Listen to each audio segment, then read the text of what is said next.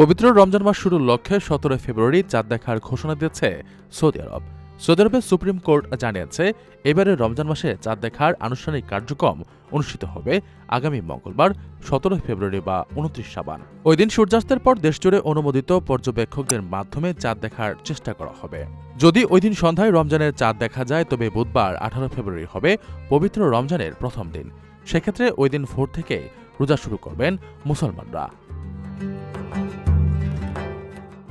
আর চাঁদ দেখা না গেলে শাবান মাস 30 দিনে পূর্ণ হবে এবং বৃহস্পতিবার 19 ফেব্রুয়ারি থেকে রমজান শুরু হবে।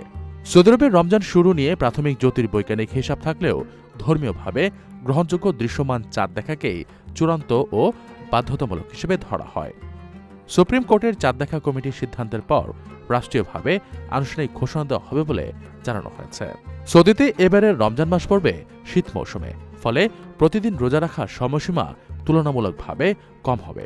গড়ে প্রায় 12 থেকে 13 ঘন্টা রোজা রাখতে হতে পারে।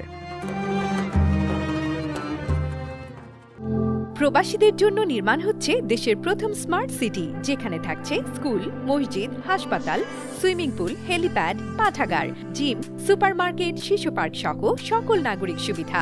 মাত্র 30 লাখ টাকা বিনিয়োগে মিলছে আকর্ষণীয় ফ্ল্যাট। প্লাটিনাম ইনভেস্টরদের জন্য ঢাকা বিমানবন্দরে ভিআইপি প্রোটোকল সুবিধা। বিস্তারিত জানতে যোগাযোগ করুন স্ক্রিনে দেয়া হোয়াটসঅ্যাপ অথবা ইমো নাম্বারে।